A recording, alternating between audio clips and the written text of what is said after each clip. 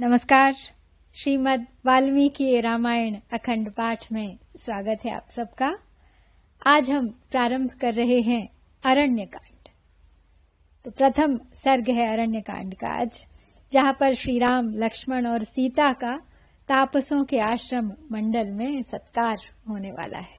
दंडक वन में उनका प्रवेश होने वाला है। तो चलिए प्रारंभ करते हैं आज का पाठ। प्रविश्यतु महारण्यम दंडकारण्यमात्मवान् रामो ददर्श दुर्धर्षस्तापसाश्रममण्डलम् कुशचिर परिक्षिप्तम् ब्राह्मया लक्ष्म्या समावृतम् यथा प्रदीप्तम् दुर्दर्शम् गगने सूर्यमण्डलम् शरण्यम् सर्वभूतानाम् सुसमृष्टाजिरं सदा मृगैर्बहुभिराकीर्णम् पक्षिसंघैः समावृतम्। दंडकारण्य नामक महान वन में प्रवेश करके मन को वश में रखने वाले दुर्जय वीर श्री राम ने तपस्वी मुनियों के बहुत से आश्रम देखे। वहां कुश और वल्कल वस्त्र फैले हुए थे। वह आश्रम मंडल ऋषियों की ब्रह्म विद्या के अभ्यास से प्रकट हुए विलक्षण तेज से व्याप्त था। इसलिए आकाश में प्रकाशित होने वाले दुर्दर्श सूर्य मंडल की भांति वह भूतल पर उद्दीप्त हो रहा था। राक्षस आदि के लिए उसकी ओर देखना भी कठिन था। तो वह आश्रम समुदाय सभी प्राणियों को शरण देने वाला था।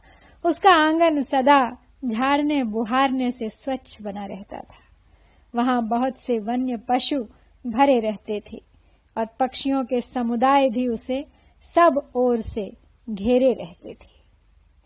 पूजितम चोपनृतम च नित्यम अप्सरसां गणैः विशालैरग्निशरणैः सृग्भाण्डैर्जिनैः कुशैः समिद्भिस्तोदय कलशैः फलमूलैश्च शोभितम् आरण्यैश्च महावृक्षैः पुण्यैः स्वादुफलैर्वृतम् बलिहोमार्चितम् पुण्यम् ब्रह्मघोषनिनादितम् पुष्पैश्चान्यैः परिक्षिप्तम् पद्मिन्या च सपद्मया।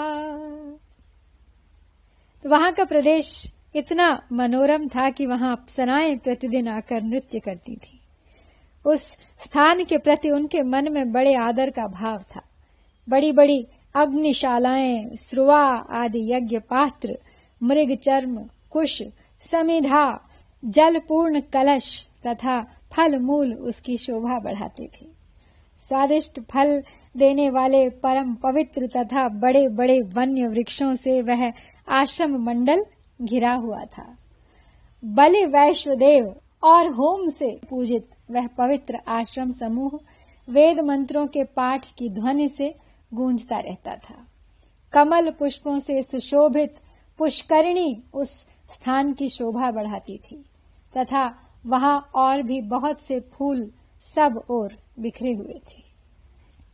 फलमूलाशनैर्दान्तैश्चिरकृष्णाजिनाम्बरैः सूर्यवैश्वानराभैश्च पुराणैर्मुनिभिर्युतम् पुण्यैश्च नियताहारैः शोभितम् परमर्षिभिः तद् ब्रह्मभवनप्रख्यम् ब्रह्मघोषनिनादितम् ब्रह्मविद्भिर्महाभागैर्ब्राह्मणैरुपशोभितम् तद्दृष्ट्वा राघवः श्रीमान्स्तापसाश्रममण्डलम् अभ्यगच्छन् महातेजा विद्यम् कृत्वा महद्धनुः दिव्यज्ञानोपपन्नास्ते रामं दृष्ट्वा महर्षयः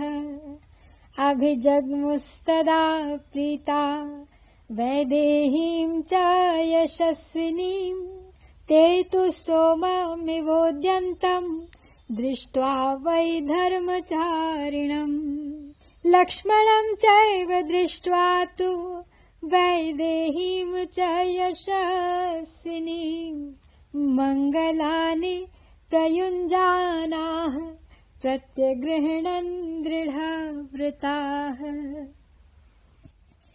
उन आश्रमों में चीर और काला मृग चर्म धारण करने वाले तथा फल मूल का आहार करके रहने वाले जितेंद्रिय एवं सूर्य और अग्नि के तुल्य महातेजस्वी पुरातन मुनि निवास करते थे। नियमित आहार करने वाले पवित्र महर्षियों से सुशोभित वह आश्रम समूह ब्रह्मा जी के धाम की भांति तेजस्वी तथा वेद ध्वनि से निनादित था। अनेक महाभाग ब्रह्मवेत्ता ब्राह्मण उन आश्रमों की शोभा बढ़ाते थे। महातेजस्वी श्री राम ने उस आश्रम मंडल को देखकर अपने महान धनुष की प्रत्यंचा उतार दी और फिर वे आश्रम के भीतर गए। श्री राम तथा यशस्विनी सीता को देखकर वे दिव्य ज्ञान से संपन्न महर्षि बड़ी प्रसन्नता के साथ उनके पास गए। दृढ़ता पूर्वक उत्तम व्रत का पालन करने वाले वे महर्षि उदय काल के चंद्रमा की भांति मनोहर धर्मात्मा श्री राम को, लक्ष्मण को और यशस्विनी विदेह राज कुमारी सीता को भी देखकर उन सब के लिए मंगलमय आशीर्वाद देने लगे। उन्होंने उन तीनों को आदरणीय अतिथि के रूप में ग्रहण किया।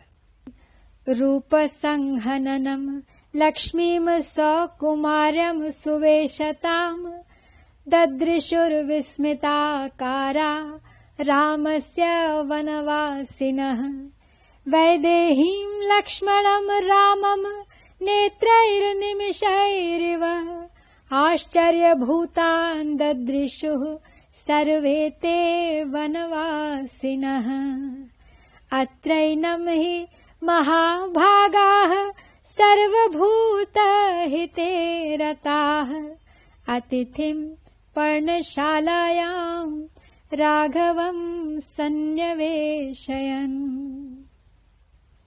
श्री राम के रूप, शरीर की गठन, कांति, सुकुमारता तथा सुंदर वेश को उन वनवासी मुनियों ने आश्चर्यचकित होकर देखा। वन में निवास करने वाले वे सभी मुनि श्री राम, लक्ष्मण और सीता तीनों को एकटक नेत्रों से देखने लगे। उनका स्वरूप उन्हें आश्चर्यमय प्रतीत होता था। समस्त प्राणियों के हित में तत्पर रहने वाले उन महाभाग महर्षियों ने वहां अपने प्रिय अतिथि इन भगवान श्री राम को पर्णशाला में ले जाकर ठहरा दिया। ततो रामस्य सत्कृत्य विधिना पावकोपमाः आजहृस्ते महाभागाः सलिलं धर्मचारिणः मंगलानि प्रयुञ्जाना मुदा परमयायुताः मूलं पुष्पं फलं सर्वमाश्रमं च महात्मनः निवेदयित्वा धर्मज्ञास्ते तु प्राञ्जलयो ब्रुवन् धर्मपालो जनस्यास्य शरण्यश्च महायशाः पूजनीयश्च मान्यश्च राजा दण्डधरो गुरुः इन्द्रस्यैव चतुर्भागः प्रजा रक्षति राघव राजा तस्माद्वरान् भोगान् रम्यान् भुङ्क्ते नमस्कृतः ते वयं भवता रक्षा भवद्विषयवासिनः राजा तस्मात् वरान् भोगान् रम्यान् भुङ्क्ते नमस्कृतः ते वयं भवता रक्षा भवद्विषयवासिनः नगरस्थो वनस्थो वा त्वं नो राजा जनेश्वरः। तो अग्नितुल्य तेजस्वी और धर्मपरायण उन महाभाग मुनियों ने श्री राम को वहां ठहराकर फिर विधिवत सत्कार के साथ उन्हें जल समर्पित किया। फिर बड़ी प्रसन्नता के साथ मंगल सूचक आशीर्वाद देते हुए उन महात्मा श्री राम को उन्होंने फल मूल और फूल आदि के साथ सारा आश्रम भी समर्पित कर दिया। सब कुछ निवेदन करके वे धर्मज्ञ मुनि हाथ जोड़कर बोले, रघुनंदन, दंड धारण करने वाला राजा, धर्म का पालक, महायशस्वी, इस जन समुदाय को शरण देने वाला, माननीय, पूजनीय और सबका गुरु है। इस भूतल पर इंद्र आदि लोकपालों का ही चौथा अंश होने के कारण वह प्रजा की रक्षा करता है। अतः राजा सबसे वंदित होता है तथा उत्तम एवं रमणीय भोगों का उपभोग करता है। तो जब साधारण राजा की यह स्थिति है तब आपके लिए तो क्या कहना है। आप तो साक्षात भगवान का स्वरूप हैं। हम आपके राज्य में निवास करते हैं, अतः आपको हमारी रक्षा करनी चाहिए। आप नगर में रहें या वन में, हम लोगों के तो राजा ही हैं। आप समस्त जन समुदाय के शासक और पालक हैं। न्यस्त दंडा वयम राजंजित क्रोधा जितेन्द्रियाः रक्षणीयास्त्वया शश्वत गर्भभूतास्तपोधनाः एवमुक्त्वा फलैर्मूलैः पुष्पैरन्यैश्च राघवम् वन्यैश्च विविधाहारैः स लक्ष्मणमपूजयन् तथान्ये तापसाः सिद्धा रामम् वैश्वानरोपमाः न्यायवृत्ता यथा न्यायम् तर्पयामासुरीश्वरम्। आगे कहते हैं वो लोग श्री राम से कि हे राजन, हमने जीव मात्र को दंड देना छोड़ दिया है, क्रोध और इंद्रियों को जीत लिया है। अब तपस्या ही हमारा धन है। जैसे माता गर्भस्थ बालक की रक्षा करती है, उसी प्रकार आपको सदा सब तरह से अब हमारी रक्षा करनी होगी प्रभु। ऐसा कहकर उन तपस्वी मुनियों ने वन में उत्पन्न होने वाले फल, मूल, फूल तथा अन्य प्रकार के आहारों से लक्ष्मण और सीता सहित भगवान श्री रामचंद्र जी का आतिथ्य सत्कार किया। इनके सिवा दूसरे अग्नितुल्य, तेजस्वी तथा न्याय युक्त बर्ताव वाले सिद्ध तापसों ने भी सर्वेश्वर भगवान श्री राम को यथोचित रूप से वहां तृप्त किया। तो इस प्रकार श्री राम के दंडकारण्य में आगमन और उनके आतिथ्य सत्कार के साथ यहाँ पर आज हम अरण्य कांड का ये पहला सर्ग संपन्न करते हैं। इत्यार्षे श्रीमद् रामायणे वाल्मीकिये आदि काव्ये अरण्य कांडे प्रथमः सर्गः। ओम श्री सीता रामचंद्राभ्याम नमः।